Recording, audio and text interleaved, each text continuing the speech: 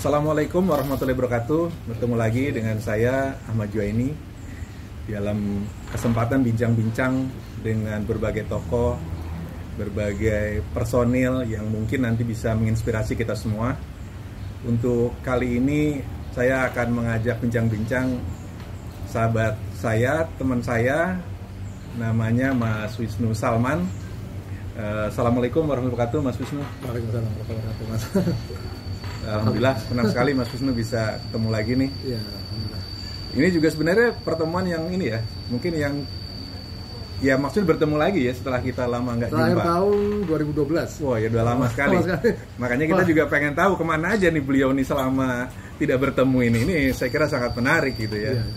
Saya ingat sekali Mas, tahun 2012 waktu saya serah terima Direktur Zona Madinah ke Mas Rofi. Waktu itu saya bilang di sambutan saya itu ke teman-teman yang hadir waktu itu, saya bilang semoga saya bisa hadir kembali ke Dompet Bapak tapi sebagai donatur waktu itu. Saya bilang gitu waktu itu. Oh iya. Itu cuma omongan biasa. Alhamdulillah, ternyata kesampaian ya hari ini ya. Insya Allah kesampaian. Amin.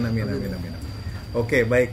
Jadi karena meskipun mungkin juga ada yang mungkin sudah pernah tahu, tapi juga banyak penonton video ini yang belum tahu ya siapa Mas Wisnu itu. Karena itu kita mulai dengan bertanya, Mas Wisnu ini lahirnya di mana sebenarnya? Lahirnya di Pasuruan, Jawa Timur. Ya. Waktu itu bapak saya kan bekerja di pabrik tekstil. Pabrik tekstil, dia sempat ditugaskan oleh PT Industri Sandang 2 yang pusatnya di Jakarta, di Patal Senayan tuh. Beliau disekolahkan di Jepang, terus pulang dari Jepang dia ditugaskan untuk membangun instalasi mesin tekstil di Patal Grati Pasuruan. Waktu itu bapak saya nikah, kenal sama dengan seorang, dia kos di sebuah rumah yang ternyata ibu kosnya itu punya anak ibu saya itu, ada kenalan, ada nikah, akhirnya beda saya gitu Pak. Bukan di Cirebon?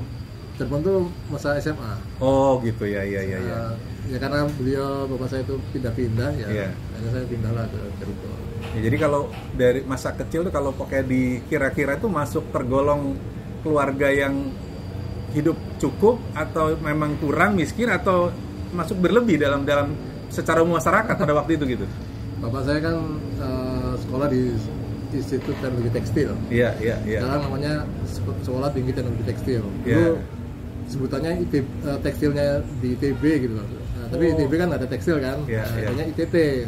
Saya sekolah di situ. Nah, dari segi pendidikan bapak saya terusnya pintar dan pernah sekolah di Jepang. Cuma masalahnya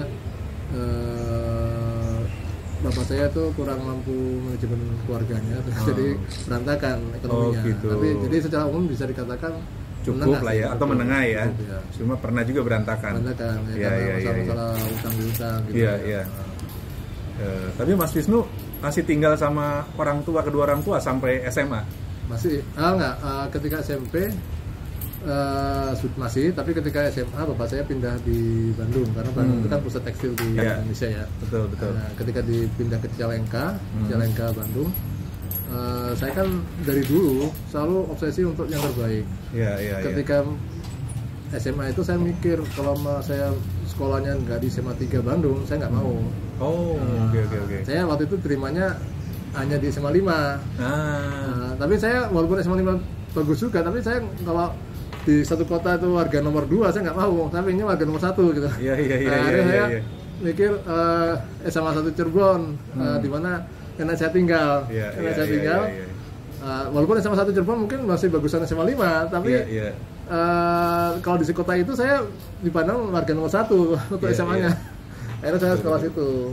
Oh gitu ya. Saya itulah jiwa saya mandiri, jiwa saya yang memang dari kecil memang terbiasa untuk berjuang gitu ya. Jadi bagi saya nggak masalah jauh dari orang tua. Walaupun secara ekonomi orang tua saya waktu itu mapan lebih mapan dibandingkan waktu saya SMP dan SD. Tapi saya berani meninggalkan kemapanan, berani meninggalkan sesuatu yang anak-anak idamkan ya, kemewahan orang tua atau kebahagiaan dengan orang tua. Saya berani tinggalkan demi obsesi untuk mencapai pendidikan yang tinggi. Itu keputusan yang pengertian meninggalkan tuh maksudnya Mas Wisnu kuliah ke Bandung, sekolah di Bandung SMA itu Bandung, SMA di Cirebon. Oh, SMA di Cirebon. SMA aja saya berani meninggalkan pisah dengan orang tua. Oh, gitu. Iya. Meninggalkan SMA Cirebon Meninggalkan orang tua untuk sekolah di SMA 1 untuk sekolah di Cirebon. SMA di Bandung. Nah, SMA 1 Cirebon. Tetap SMA Cirebon. Kenapa? Waktu di Bandung. Oh, tinggal di Bandung tapi SMA di Cirebon. Nah, karena saya di Bandung Kebalik, biasanya orang-orang tuh pengen SMA di Bandung malah. karena nggak terima di SMA 3. Oh, gitu. Terimanya di SMA 5. Oh, saya nggak baru mau. ngerti saya. Iya. Ya kan kalau misalkan saya datang ke SMA 5, SMA di daerah apa tuh? Belitung ya. Iya, tahu. Itu kalau itu ada SMA 3. Bener. Nah, kamu SMA 5. Iya, Ada SMA 3. iya. Kan ada perasaan itu saya nggak mau. Oh, jadi pengennya selalu yang the best lah di kota Best, itu iya. ya. Jadi- makanya mending ke Cirebon SMA 1 gitu. Iya, gitu. Kalau Oh, orang lihat baru ngerti saya. podcast-nya SMA 1, orang udah ini semua, ada Iya. minder semua lah. Iya. Walaupun SMA 1 masih bagusan SMA 5 Bandung ya. Betul. Itu dari dulu Secara grade nasionalnya iya, lah iya. gitu ya. Jadi dari situ aja bisa terbayangkan bahwa dari masih SMA, masih umur 15 tahun saya tuh sudah berani mengambil keputusan untuk Iya. meninggalkan kemewahan atau kebahagiaan dengan orang tua demi suatu cita-cita tinggi yang saya pandang itu suatu keputusan yang mengorbankan Iya. kebaikan seorang anak dengan orang tua ya. Tapi saya berani mengambil itu karena saya demi obsesi saya ke depan. Nah, waktu SMA di Cirebon itu ataupun pokoknya masa muda lah sebelum kuliah, Ya. apa satu pengalaman yang pernah dialami atau pernah menjadi sesuatu yang sangat penting dalam hidupnya Mas Wisnu waktu itu apa yang dialami? SMA. Iya, waktu SMA atau kenangan apalah mungkin yang masih diinget di SMA yang paling berkesan gitu? Ya. Ya ketika SMA sih saya rutinitas dari berangkat rumah orang tua nenek saya itu ke SMA 1 tuh saya harus lewat sawah dulu. Sawah jauh. Jalan kaki? Jalan kaki lewat pemantang sawah ya. Jalan kaki sekitar hampir sekilo. Terus kemudian sampai aspal jalan raya saya naik elf elf yang mikrobus ya. Iya, elep. Terus naik lagi angkot sampai 2 kali kendaraan sama jalan kaki ya. Kaki. Itu saya berangkat jam 5 kurang jam 6 kurang seperempat udah berangkat. Jadi jam setengah 6 saya udah sampai sekolah gitu. Jadi Berarti jauh dong lokasinya jauh, kalau ya, gitu. iya, Rumah jauh. dengan SMA 1 Cirebon iya, itu ya. Waktu itu kan belum zonasi ya. Iya. Jadi emang anak-anak terbaik yang masuk SMA 1 dari mana-mana itu. Kalau yang lain banyak yang kos di situ. Kalau saya nggak mau karena masih bisa pulang pergi gitu. Iya. Nah, gitu. Ya, itu rutinitas saya emang berangkat sekolah pulang langsung pulang lagi nggak pernah main-main. Iya. Dan saya nggak punya uang jajan berlebih jadi Iya.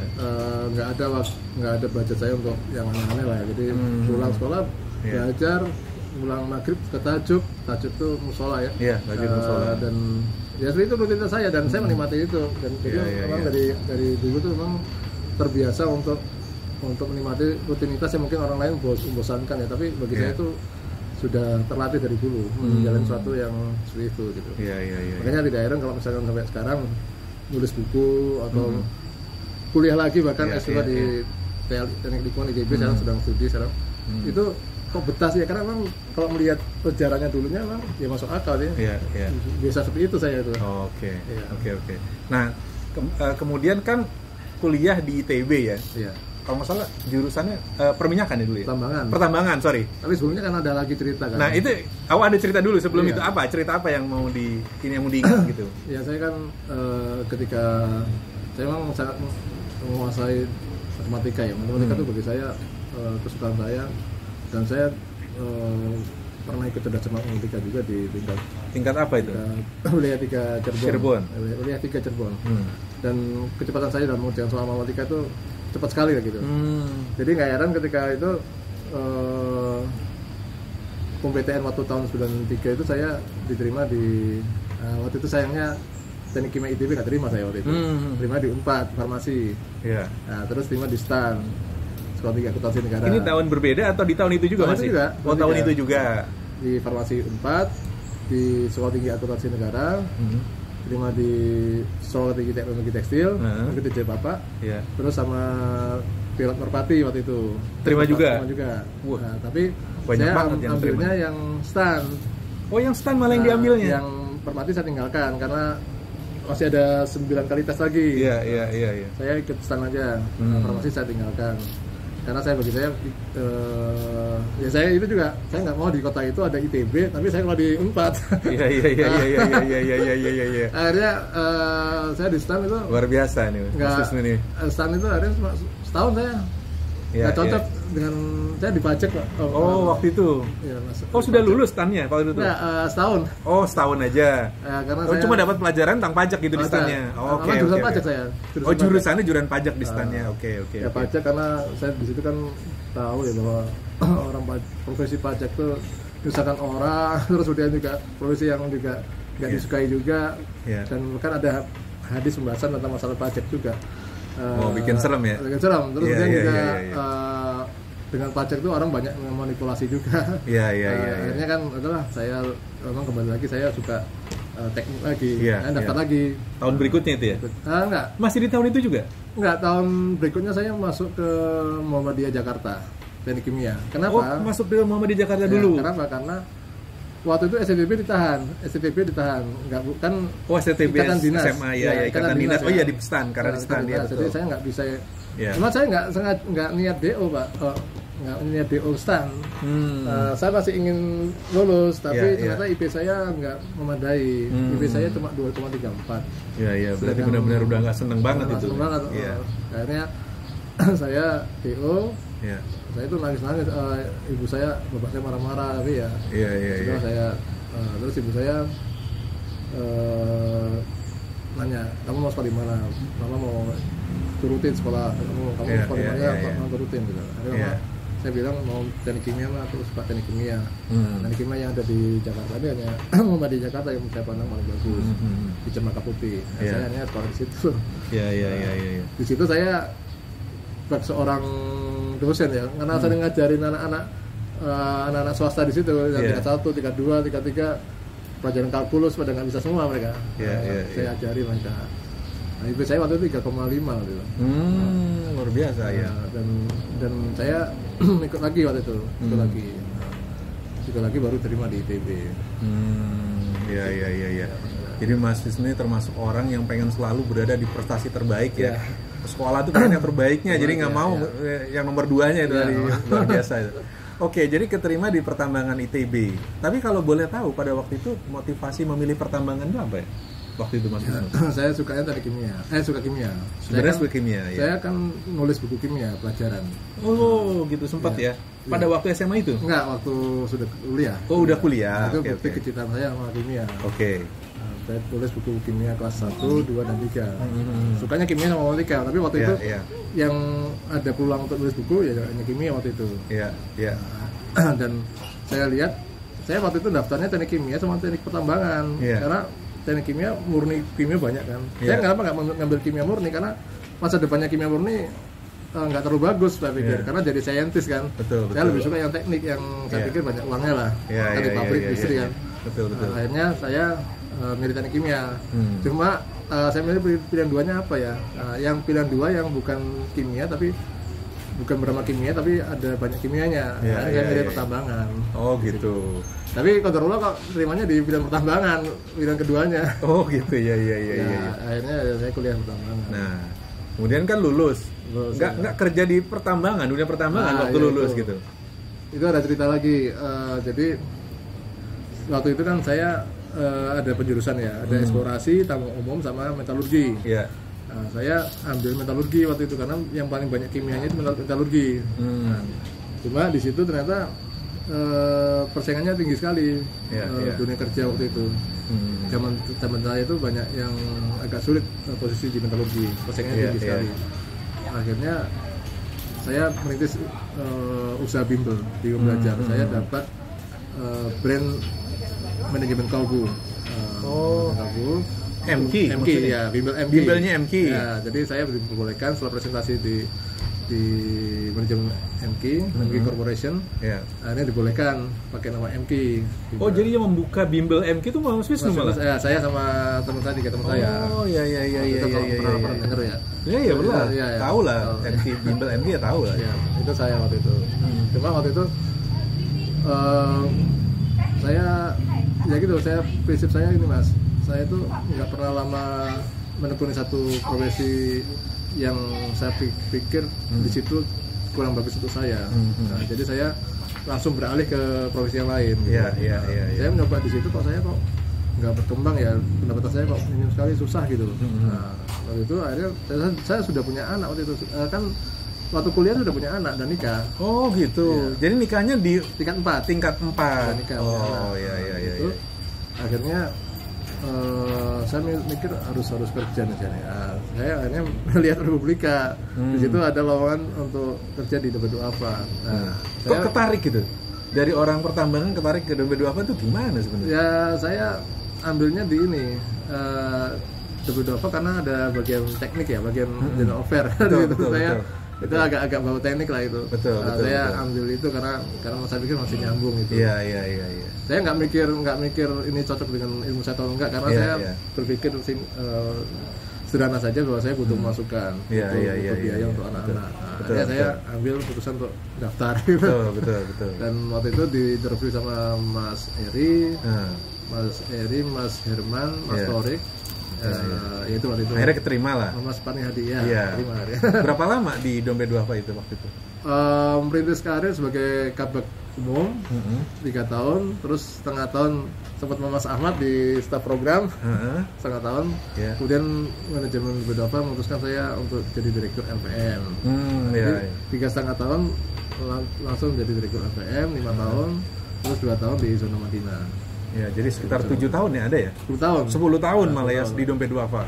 10 tahun di Dompet Duafa. Nah, apa sih pengalaman yang paling penting atau diserap ya dari Dompet Duafa selama 10 tahun itu apa buat Mas Wisnu? Ya, selama 10 tahun itu saya banyak tahu tentang masalah bagaimana mengelola lembaga sosial, bagaimana suatu kegiatan sosial itu tidak hanya dikerjakan sambil lalu atau sambilan, tapi ini kerjakan secara serius, secara profesional. Ada teknik-teknik tertentu yang harus dikuasai. Itu saya belajar banyak di situ. Dan kayak manajemen proyek ya, kayak gitu ya. Di situ saya belajar banyak, dan ya itulah pengalaman luar biasa. Saya secara pribadi memang suka dengan dunia sosial, di dunia filantropi, karena memang Allah takdirkan bagi saya itu memang ada karakteristik atau profil orang yang memang mudah kasihan, mudah tersentuh, terus senang bantu. Karakteristik itu ada pada saya. Ada orang yang memang nggak ada seperti itu, ada. Betul. Ada karakteristik empati yang baik itu ada. Jadi itu tuh modal plus buat saya tuh di situ. Iya. Nah terus kemudian memulai bisnis itu sendiri saat Dompet Duafa masih aktif Dompet Duafa, atau betul-betul setelah berhenti Dompet Duafa itu gimana permulaannya bisnis itu gimana? Iya, waktu itu saya terserang ya, waktu tahun ke-8 di Dompet Duafa, saya tuh memutuskan untuk menikah lagi. Oke. Menikah lagi dengan alumni ITB juga waktu itu. Terus kemudian menikah lagi, terus di situ saya pandang saya harus kalau di Dompet Duafa terus, saya nggak mungkin saya bisa hidup lebih gitu. Iya. Karena ada 2 rumah tangga yang sudah mulai dihidupi. Saya paham bahwa Dompet Duafa itu emang murni pengabdian, saya nggak mungkin bisa lebih dari itu. Betul. Jadi saya harus bisnis, nggak mungkin saya ini terus. Jadi saya putuskan bisnis waktu itu. Saya putuskan ambil bisnis bidang transportasi. Itu. Ya. Waktu itu ini ya buka Sarental kalau salah ya? Ya, Armada Aman. Armada Aman. Ya. Itu mengolah sampai 50 unit mobil. 50 unit mobil. Ya. Jadi itu sudah berkembang sangat baik sebenarnya dengan 50 kendaraan. Saya udah punya bisnis mobil, kemudian juga punya bengkel juga. Karena kalau bisnis transportasi harus ada bengkel juga. Iya, sekalian ya. Jadi bisnisnya buat ngebantu mobil-mobilnya juga, buat masyarakat gitu. Iya, bisa itu. Iya. Cuma sayangnya memang saya belum pengalaman ya, dan banyak mafia juga. Hanya 3 tahun usaha saya jatuh. Waktu itu sudah sangat sibuk sekali ya, sehingga saya memutuskan untuk resign dari Dompet Duafa tahun 2012. Sekarang udah karena semakin banyak kegiatan bisnisnya, pada akhirnya resign dari Dompet Duafa. Saya berulang kali kalau dicari siang itu nggak pernah ada. Iya. Jadi mau kerja atau mau bisnis nih, saya nyerah deh, saya nggak lagi kerja deh, saya resign waktu itu tahun 2012. Iya. Tapi kalau boleh tahu kan waktu itu sudah berkembang sangat baik tuh ya, sampai 50 kendaraan, punya usaha bengkel juga. Kalau salah akhirnya kan juga sempat terpuruk ya di bisnis ini. Iya. Nah, mulainya tuh sebabnya apa sih sebenarnya terpuruk ini yang Iya, tahun 2014 itu saya mobil sudah nggak ada semua tuh, hilang semua, ditarik leasing, diambil untuk bayar utang saya. Iya. Waktu itu rumah juga dijual semua tuh untuk bayar utang-utang semua. Saya punya rumah waktu itu 4, mobil yang 10 itu juga mobil orang semua. Ada mobil orang semua, ada mobil saya juga. Jadi ada mobil titipan juga ya. Mobil saya 18 yang 18 yang miliknya Mas Wisnu, sisanya titipan dari semacam orang lain yang ingin sharing usaha ya. Akhirnya tahun 2012 saya nggak punya apa-apa. Saya titik nol lah, nggak punya apa-apa, mobil nggak ada, rumah nggak ada, dan semua nggak ada gitu. Iya. Dan disitulah saya nulis buku di sini ya. Buku saya, buku ini. Bukunya. Di sini buku. Silakan kalau mau beli ya, buat teman-teman yang nonton video ini. Kalau mau mau baca buku ini juga boleh beli, nanti cari. Ya, makasih. Di situ saya sampai mengalami masa-masa yang kelam ya, sampai mohon maaf ya, saya pernah disekap orang 2 kali. Disekap karena disekapnya gimana? Bayar utang. Iya. Jadi saya sampai disekap. Berapa hari? Berapa lama atau berapa hari? Cuma 20 juta ya utangnya itu. Tapi disekap. Sekap 2 kali, orang yang berbeda. Cuma karena disekap tuh gimana sih? Dimasukkan ke suatu ruangan gitu? Rumah. Oh, di rumah. Terus nggak boleh keluar dari rumah itu? Iya, saya suruh nyari uang supaya saya bisa bayar utang itu. Loh, nyari uang di dalam rumah itu kan nggak bisa? Diantar kemanapun. Oh gitu, pengertian disekap tuh begitu. Iya. Jadi akan diikuti kemanapun, pokoknya untuk nyari uang, untuk membalikan uangnya itu gitu. Gitu. Terus gitu. Saya itulah mengalami ya sekap ya, namanya dipukul di ini pernah saya alami juga ya. Gitu ya. Pengalaman yang luar biasa yang saya dapatkan. Ketika dipukul gimana maksudnya? Ya nerima aja karena memang ayung itu akibat kesalahan gitu. Iya. Ya itu tapi sempat berdarah nggak? Nggak. Oh, nggak sampai berdarah ya? Itu kezaliman orang lain yang mungkin Allah kenapa berikan saya karunia luar biasa pada hari ini, mungkin ya karena saya menerima kezaliman banyak waktu itu. Dan mungkin Allah balas apa yang saya terima dengan saat ini mungkin ya. Iya. Tapi Mas Wisnu maafkan kan yang waktu itu ada yang memaafkan atau ada yang nggak dimaafkan? Nggak ketemu lagi. Nggak ketemu lagi. Oh iya. Nggak, maksud saya karena video ini siapa tahu ditonton oleh orang yang pernah mukul Mas Wisnu gitu. Saya udah bayar juga utangnya. Oh gitu ya. Nah tapi di kondisi yang terpuruk tuh pernah nggak sampai level kayak ya Allah, ini hidup saya udah sedemikian parah ini, apa memang takdir saya itu memang akan hancur seperti ini? Pernah terpikir sampai seperti itu? Saya yang 2 kali itu pernah sekali saya dibebaskan oleh polisi. Dibebaskan oleh polisi? Maksudnya gimana dibebaskan oleh polisi? Waktu itu sangat dramatis ya. Ketika saya disekap itu sampai istri saya itu HP saya itu disimpan di suatu tempat. Tapi saya tahu HP saya itu disimpan di lemari itu. Ketika dia lengah, saya lari ke HP itu. Saya langsung sendlock, atau pakai BlackBerry ya. Nah, iya. Sendlock di mana saya berada. Gunanya untuk apa di lock? Agar saya bisa dicari di situ. Oh gitu. Jadi maksudnya mengundang orang-orang yang nyari itu agar datang di lokasi itu? Saya mengirim ke istri saya. Oh gitu. Maksudnya biar istrinya tahu di mana? Di sana. Oke. Dari bekal itulah istri saya datang situ sama bawa polisi. Di situ. Loh, yang bawa polisi malah istrinya? Iya. Nah, saya sama yang melaporkan kalau bukan istri. Oh gitu. Iya. Ini istri yang 1 apa istri yang 2 waktu itu? Yang ketiga. Oh, yang ketiga waktu itu ya. Itu boleh nggak? Kenapa istrinya akhirnya melaporkan gitu maksudnya? Kalau boleh tahu. Ya rasa sayang sama suami ya. Oh, dan gitu. takut kehilangan, takut ada apa-apa ya. Oh gitu. Jadi maksudnya melindungi sebenarnya. Iya kan. Melaporkan untuk melindungi ya. Karena banyak yang nyari tadi. Disekap itu tahu dia. Oh gitu. Dan tahu. Ngerti saya ngerti sekarang konteksnya. Iya. Jadi dia mengejar polisi untuk mengejar menemukan saya itu. Iya. Ya akhirnya saya lepas waktu itu. Lepas, kemudian ya waktu itu saya berpikir ketika sudah selesai masalah itu saya harus segera bangkit. Tapi saya nggak tahu bangkitnya bagaimana caranya.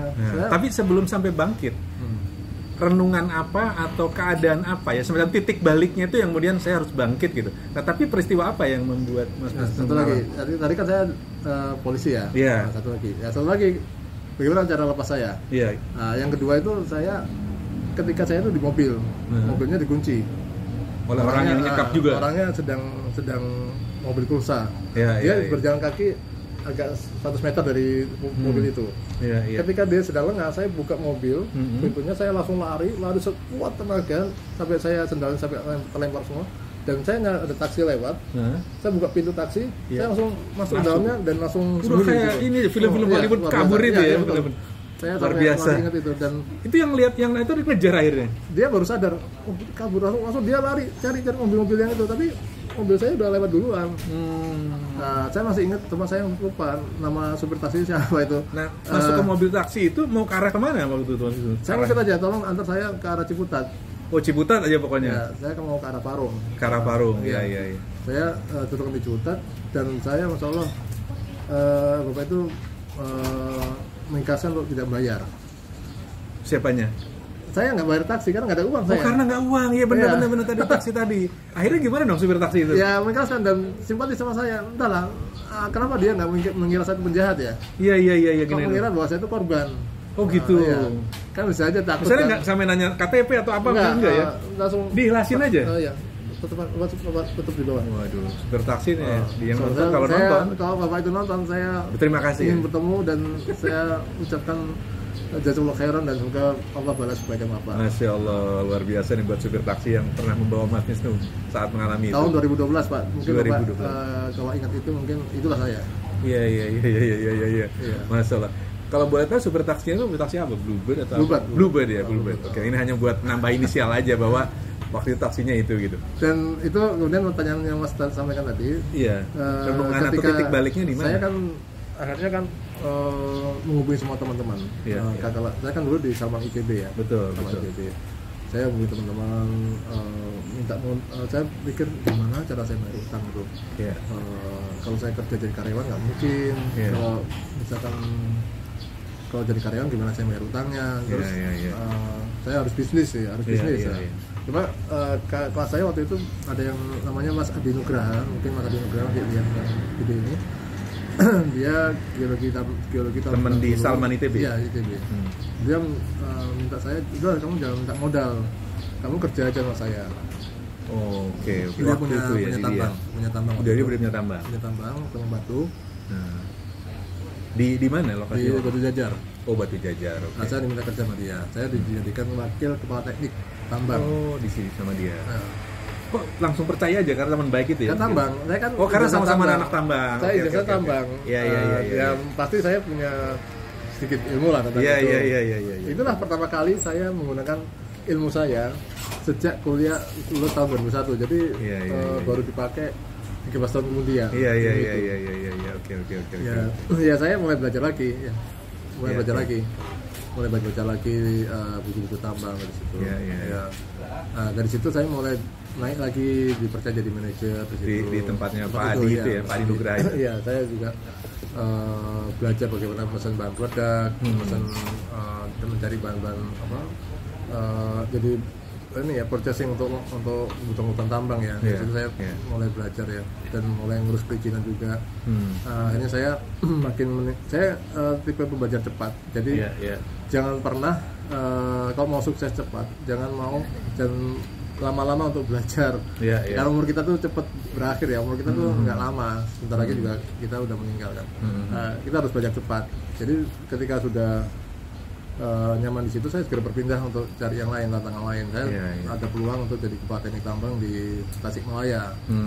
Saya di Itu juga alumni tambang yang sama dari TB ini. lain. Lain, Tapi karena jaringan saya makin luas, ya orang makin percaya. Ya akhirnya dari situ saya mulai dipercaya untuk jadi kepala teknik tambang. Gitu. Di situlah momen yang paling penting bagi saya dalam hidup saya, karena di situ menjadi kepala teknik tambang untuk tambang yang baru mau buka. Jadi saya belajar Jadi dari nol istilahnya, kayak dari awal saya ya? baru belajar membuat, ya mungkin Allah mengarahkan ke itu ya. Saya belajar membuat dokumen tambang, Yes. saya belajar ngurus perizinan tambang. Dan sekali lagi saya katakan jangan jadi pembelajar yang lambat ya. Kalau mau sukses ya harus cepat. Mungkin kita nggak menguasai banget, tertinggal-tinggal tapi nggak masalah. Iya, iya, Sambil iya, belajar iya. aja gitu. Learn doing ya. Iya, Jadi iya. belajar berjalan gitu loh. kalau misalkan kita terlalu ingin menguasai dulu baru bergerak itu akan lama, kita habis usia kita gitu. Nah, jadi saya memutuskan untuk mulai mendirikan usaha konsultan tambang. Tapi sebelumnya saya sempat ada kerjaan lagi. Saya ngurus izin tambang rakyat di Papua, di Dambramo Raya, Papua. Itu atas pekerjaan dari siapa maksudnya? Ya karena makin dikenal saya sebagai seorang yang piawai dalam ngurus perizinan, dari mulut ke mulut, jadi orang rekomendasiin saya untuk ngurus izin tambang. Kebetulan senior juga di ITB juga. Untuk ngurus izin tambang, saya digaji per bulan tuh 25 juta per bulan. Di luar penginapan di Papua, terus makan semuanya ditanggung, pesawat semua ditanggung. Itu kemudian 25 juta tuh untuk biaya. Tapi saya harus hidup di hutan. Oh gitu. Iya, di hutan yang karena tidak bisa perintisan tadi ya. Tidak bisa ditinggal, nggak bisa komunikasi dengan keluarga, harus komunikasi dengan pesawat ini sama HP satelit. Iya. Jadi ya itu mungkin pengorbanan yang saya lakukan waktu itu. Saya di situ setahun aja mas, setahun. Setelah itu saya ditawar lagi untuk kerja lagi di situ lagi. Tapi saya pikir saya udah mulai enak nih usaha bisnis konsultan tambang. Tapi saya mau nanya juga Mas Wisnu geser dari tadinya bekerja di perusahaan tambang, akhirnya memilih jadi konsultan tuh apa pertimbangannya apa pada waktu itu? Karena nama saya udah makin dikenal di para pegiat tambang. Saya sudah dapat sebulan tuh bisa puluhan juta masukan saya, bisa ya 10 juta, 20 juta. Bantuin lah ya perusahaan-perusahaan tambang itu ya. Terus tadi yang tawaran untuk gaji di Papua 25 juta gitu tuh bagi saya udah menarik lagi karena kerja di hutan yang saya susah untuk komunikasi dan klien saya udah nggak bisa hubungi saya lagi, ya saya mending lari, nggak menerima lagi. Saya bilang mau, tapi saya minta gaji 40, saya bilang. Saya nggak mau. Jadi saya memutuskan untuk bisnis bisnis sendiri di konsultan pertambangan. Oh gitu ya. Awalnya di situ awalnya. Jadi tapi setelah itu berarti fokus di konsultan itu ya? Iya. Keluar dari semua perusahaan. Iya. Jadi saya makin dikenal orang. Saya nggak kemampuan saya itu getah tular aja. Jadi orang dari mulut ke mulut, ini saling merekomendasikan dari situ awalnya. Ya mungkin itu pasti tolong Allah itu ya, karena bisa seperti itu karena Allah memberikan jalan ini ke Wisnu aja gitu ya. Jadi di situ lah mulai banyak orang percaya gitu. Tambah masih kayak gitu. Kalau jadi perusahaan di konsultan tambang ini sampai sekarang masih? Iya, tapi sejak awalnya kan tambang aja ya. Sejak tahun 2019 saya mulai mengembangkan ke lingkungan. Oh, ke lingkungan tuh gimana Mas? Ngurus AMDAL, UKLBL, perizinan lingkungan. Jadi perizinan lingkungan kan sekarang harus ada dokumen Rintek, Rincian Teknik Limbah B3, kemudian praktek limbah cair, praktek emisi udara. Jadi memastikan bahwa udara itu setelah operasi tambang itu seberapa besar dampak ke lingkungan udaranya itu, untuk emisi udaranya itu. Kemudian juga itu perling ya, ada perling terus jual lingkungan untuk melalui UKLBL. Untuk yang perusahaan besar, kapasitas besar itu harus pakai AMDAL. Dan untuk AMDAL itu harus orang yang bersertifikasi. Alhamdulillah saya bersertifikasi AMDAL. Kemudian untuk versi AMDAL, dan saya juga bersertifikasi untuk ini namanya praktek limbah cair. Jadi memang kalau kita mau seorang yang ahli atau kita untuk makin bagus hidup kita, atau kita sudah menyeburkan diri ke dunia konsultan gitu ya, kita harus membekali kita dengan kompetensi diri. Jadi jangan mencukupkan diri kita dengan pendidikan yang ada. Jadi saya sudah memiliki sertifikasi untuk AMDAL dan untuk ahli limbah cair. Itu penting bagi saya untuk bisa lebih eksis di dunia konsultan lingkungan. Sekarang untuk itu pula juga saya harus lebih expert lagi. Makanya saya mengambil studi di teknik lingkungan di ITB. Oh, sekolah lagi sekarang? Iya, sekarang teknik ITB ya. S2 di ITB ya? Iya, ya itu saya bilang tadi, saya nggak mau sekolah di sekolah biasa saja. Iya. Mulai lagi saya nggak mau kuliah di sekolah lain selain ITB ya. Selalu milih yang terbaik. Iya itu. Iya. Dan terus tahu juga mas saya ini yang kedua kalinya saya S2 di ITB ya. Yang pertamanya gagal saya, tahun kemarin gagal. Gagal tesnya maksudnya? Iya. Gagal waktu itu saya pikir nggak tahu kenapa gagalnya. Apa tes saya jelek atau apa? Saya pikir kuliah S2 tuh ya gampang diterima pasti ya. Katanya nggak mudah juga, mungkin karena ITB ya mungkin ya. Iya. Kalau di mana-mana menurut saya kalau daftar S2 ya gampang lah gitu ya. Lebih mudah dibandingkan S1 gitu. Iya. Katanya susah. Akhirnya saya waktu yang kedua kalinya saya nyoba belajar lagi, saya belajar. Iya. Alhamdulillah diterima. Tes yang tertulis, wawancara, terus juga tes kemampuan dasar juga diterima. Oke.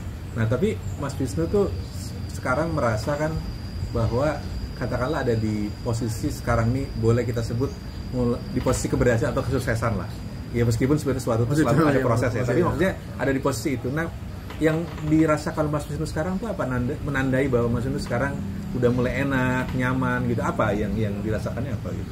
Ya satu mas, saya kan masih belum sukses banget ya. Artinya masih panjang dari hidup saya. Jadi tapi saya harus terus bergerak, harus terus maju lagi karena ya untuk bisa sukses ya kita harus makin memegali kompetensi diri kita, makin meningkatkan kinerja perusahaan.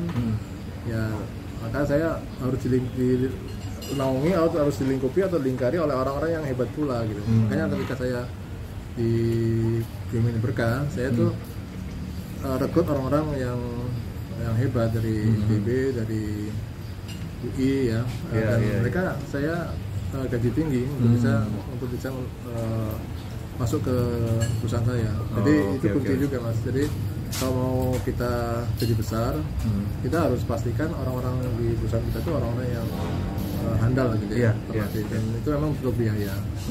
Ya otomatis memang saya harus ada anggaran khusus untuk itu. Gitu. Iya. Nah kan kalau tidak salah beberapa waktu yang lalu kan Mas Wisnu ini menghadiri kongres ini ya pertambangan di Australia. Boleh ceritakan nggak itu gimana awalnya sampai ke Bursa dan sampai seperti itu gitu?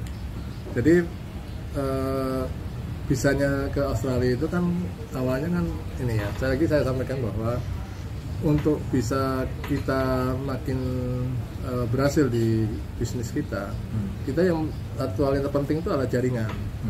Ketika saya menekuni di bisnis pertambangan, saya harus menguasai jaringan itu. Makanya saya pikir jaringan itu apa saja. Ada Perhapi, Perhimpunan Ahli Pertambangan Indonesia. Terus ada lagi Asosiasi Tambang Batuan Indonesia. Ada lagi Kadin. Ini saya fokuskan, saya aktif. Awalnya saya aktifnya di Perhapi. Perhapi. Awalnya dari anggota biasa sampai sekarang jadi sekretaris di Perhapi. Kemudian dari situ karena melihat keaktifan saya dan juga perlu diketahui juga bahwa saya itu bukannya orang hebat sekali, tapi saya selalu ada waktu gitu. Ya Allah luar biasa memberikan kemampuan saya karunia itu. Kok saya ada waktu, yang lain nggak ada waktu. Orang lain tuh berpikir organisasi itu suatu yang buat apa gitu, nggak ada gunanya, ngabisin waktu, terus nggak ada uangnya gitu ya organisasi itu. Nah, tapi bagi saya kok saya suka itu pak, dari dulu suka itu. Jadi saya dijadikan direktur eksekutif di Asosiasi Tambang Batuan Indonesia. Situ. Terus kemudian melihat keaktifan saya di Perhapi, di Kadin, di Asosiasi Tambang Batuan Indonesia, akhirnya saya diutus Perhapi. Karena apa? Karena yang lain kalau diutus nggak pernah mau, nggak pernah datang gitu. Yang diutus orang yang mau gitu, yang ada waktu. Betul. Ya akhirnya saya yang bukan orang pintar, yang biasa aja gitu, diutus ke Kadin. Bukan saya pintar, tapi karena ada waktu gitu. Sekarang saya bergaul dengan orang-orang yang itu. Akhirnya mereka melihat, ya katanya sih ya, mungkin banyak waktu, terus saya juga sedikit memiliki kompetensi. Akhirnya saya dijadikan wakil ketua komisi tetap Minerba di Kadin. Jadi Kadin itu ada bidang-bidangnya, ada bidang energi dan pertambangan. Saya ini ada Komtab Minerba, saya jadi wakil ketuanya di situ. Wakil ketuanya di situ. Nah, kemudian dari situ ada Kongres Pertemanan Dunia. Saya baca di tahun 2022 saya terima email dari Perhapi bagi yang ingin ikut Call of Paper ya, lomba nulis lah kayak lomba karya ilmiah. Nah, saya termasuk orang yang rajin.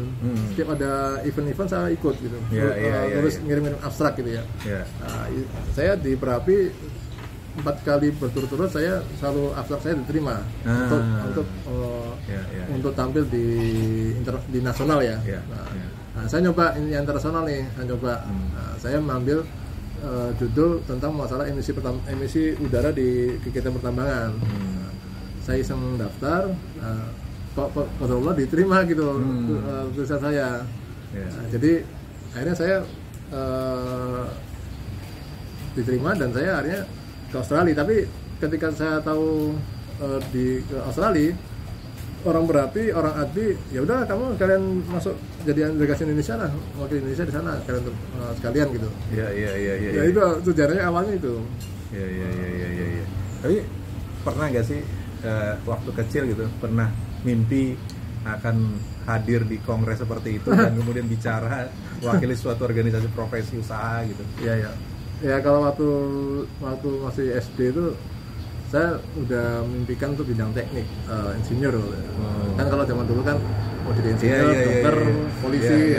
Saya nggak pernah memiliki dokter, insinyur gitu. Profesi berharga itu insinyur. Masyarakat. Tapi saya nggak tahu insinyur apa.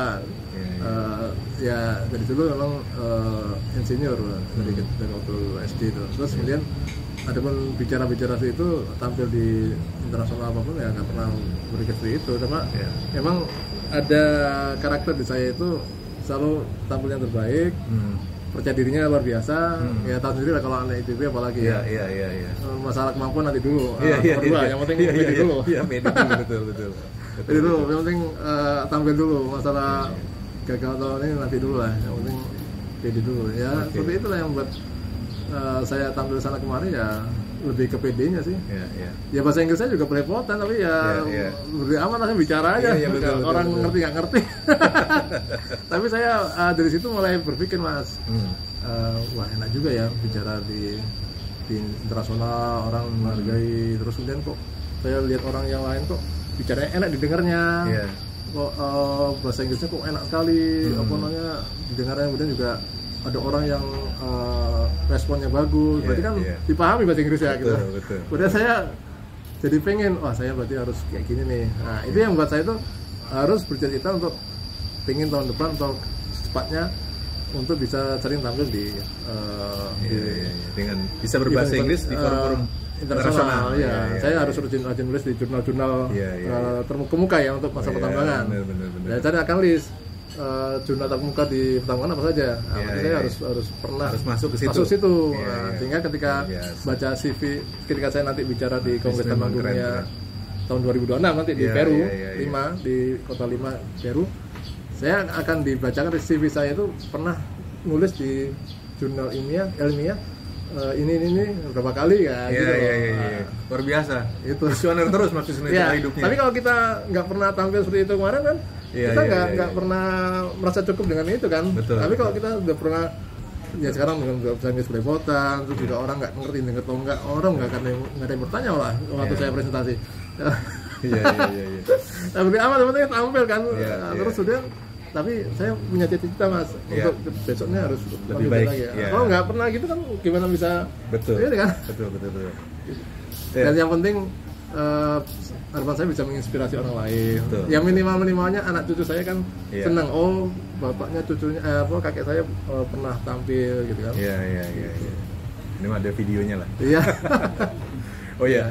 Mas Visu kalau nggak salah sekarang juga mendirikan lembaga sosial juga ya. Itu gimana tuh? Ini panggilan dari mana lagi nih?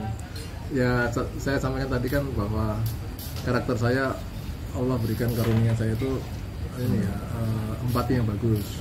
Kalau lihat orang tuh mudah kasihan, tersentuh. Cuma saya tuh belajar di doa apa itu. Jadi kalau sesuatu tuh harus dikelola dengan baik, harus ditangani dengan profesional. Makanya saya pikir saya harus punya lembaga, karena lembaga itu bisa mengelola dengan baik apa yang saya inginkan. Kedua, bisa jadi ini apa namanya contoh buat yang lain untuk meniru apa yang pernah saya lakukan. Kalau misalkan tidak ada monumennya, tidak ada suatu yang kelembagaan, maka orang juga sulit menirunya. Dan saya juga ingin menjadi lembaga sosial yang berbasis pertambangan. Itu yang saya inginkan. Baru. Jadi orang-orang kan banyak pertambangan tuh tidak berpikir itu, dan banyak mereka tuh untuk masalah-masalah sosial atau pemberdayaan atau CSR itu hanya untuk kewajiban semata, kewajiban ke SDM aja, harus ada kegiatan seperti itu, ada foto-foto udah cukup gitu ya. Betul. Itu harus disadarkan mereka bahwa kita perlu untuk lebih berbuat lebih dan dengan membuat program, tidak hanya sekedar saja gitu. Tidak sekedar memberikan uang CSR begitu aja, gitu. Tapi betul-betul komitmennya sampai mengembangkan lembaganya ya. Jadi Mas Wisnu itu diapresiasi nih para penonton video nih dalam kegiatan kebudayaan sosial, makanya dimuat di majalah Filantropi ini kelihatan seperti ini. Jadi kalau misalnya teman-teman mau baca juga bisa nanti dicari di majalah Filantropi. Oke, Mas Wisnu, ada 2 lagi yang saya pengen tanyakan. Itu yang pertama, apa yang menurut Mas Wisnu itu menggambarkan bahwa yang paling menyenangkan dalam pengalaman hidupnya Mas Wisnu ini, yang paling berkesan buat Mas Wisnu itu apa? Pengalaman yang paling berkesan, yang baik maksudnya, yang membuat Mas Wisnu itu berasa bersyukur atau merasa bangga, apa gitu selama sepanjang hidup ini? Ya, saya bersyukur ya bahwa kita itu dimudahkan oleh Allah dalam hidup saya itu. Kalau ingin sesuatu kok Allah mudahkan gitu loh. Yang saya ini kenapa saya syukur itu ya, ketika saya tes IPB S2 terima, saya ingin apa namanya punya lembaga sosial diterima, terus kemudian saya bisa apa namanya banyak hal pencapaian saya yang Allah mudahkan. Itu bersyukur sekali, dan saat ini pun ya misalkan ya dari hal yang awal gitu ya, kita balik dulu atau saya di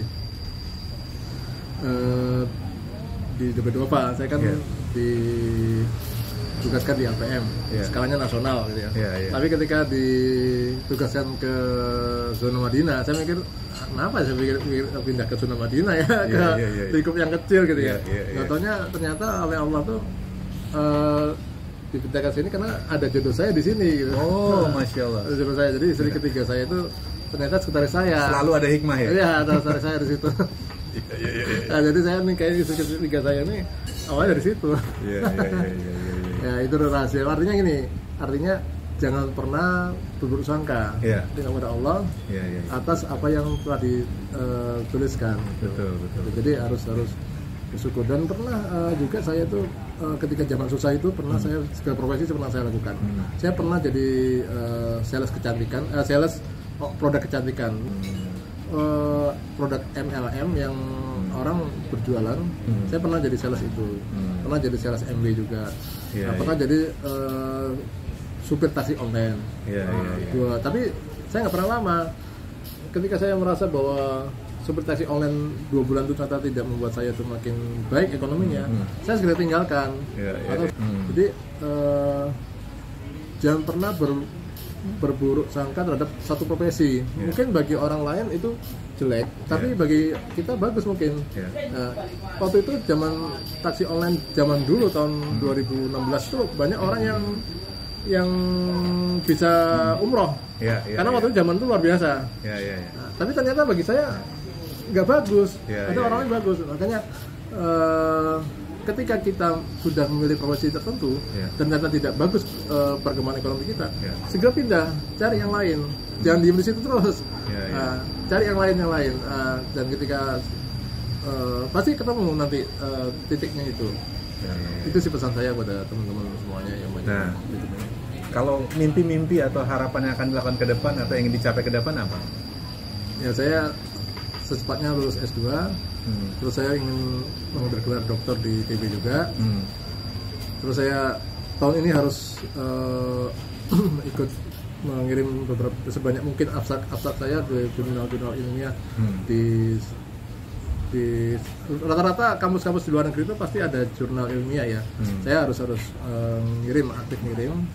Masalah tidak terima nggak masalah, yang penting kan kita harus rajin ngirim. Nanti seharusnya setahun ada 1 atau 2 yang diterima. Nanti puncaknya kita sudah terlatih untuk itu. Saya berharap mungkin kalau jadi speaker internasional dan diundang mungkin enggak ya, tapi mungkin saya mengajukan diri. Iya. Mengajukan diri jadi pembicara. Tapi suatu saat nanti harapan saya akan diundang gitu. Iya. Betul. Diundang ya. Tapi untuk jadi diundang itu kan harus mencapai level tertentu ya, yang orang mengakui bahwa oh ini orang rajin nulis jurnal ilmiah, ini orang aktif ikut kongres, itu bisa jadi diundang. Dan saya juga makin ketokohan saya di forum pertama di Indonesia makin tinggi, makin bagus. Nah, itu yang buat saya itu makin akan menjadi speaker yang diundang nantinya. Itu harapan saya ke depannya itu. Baik. Ya terakhirnya adalah apa yang Mas Wisnu mau sampaikan buat anak-anak muda nih, baik yang mau berada di bidang pertambangan ataupun mau di bidang kepedulian ya, pesan apa ya buat Mas Wisnu sampaikan? Ya. Pertama bahwa kita di dunia ini hidup sebentar, nggak lama, dan kita juga nggak tahu kapan kita akan dirahmati Allah ya. Jadi manfaatkan waktu sebaik mungkin dan jangan berpuas diri dengan kemampuan kita yang saat ini ada. Selalu meningkatkan kompetensi diri kita, jangan sering mengikuti pelatihan atau training yang mungkin akan bersertifikasi dan itu butuh biaya. Tapi makanya ketika kita ada uang masuk, dianggarkan sedikit, ditabung untuk bisa ada anggaran untuk men-skill up diri kita. Karena dengan itu makin menjadikan kita makin bernilai gitu. Itu penting kalau mau maju, kalau mau jadi orang biasa saja itu terserah, itu pilihan hidup sih. Silakan mau jadi orang biasa saja, tapi ya jangan harap mau dihargai orang-orang dengan lebih. Jadi kalau mau jadi orang lebih bernilai ya harus men-skill up diri kita, rajin untuk ikut training, pelatihan seminar atau kalau mungkin ya pendidikan lagi S2 dan S3 dan harus ada motivasi untuk jadi yang terbaik. Jangan jadi orang yang biasa saja. Itu yang pesan saya pada yang anak-anak muda yang ada. Baik, terima kasih Mas Wisnu atas obrolannya yang inspiratif ini. Mudah-mudahan nanti banyak manfaatnya buat semua yang nonton ya video ini. Dan semoga Mas Wisnu juga semakin sukses, hidupnya semakin berhasil dan semakin diberkahi oleh Allah Subhanahu wa taala. Baik para penonton sekalian, obrolan kita telah berakhir di sini. Semoga juga ini menginspirasi buat para penonton sekalian, bermanfaat buat para penonton. Kalau video ini bermanfaat, jangan lupa subscribe, like, dan komen. Dan insya Allah kita bertemu di video-video selanjutnya. Terima kasih. Assalamualaikum warahmatullahi wabarakatuh.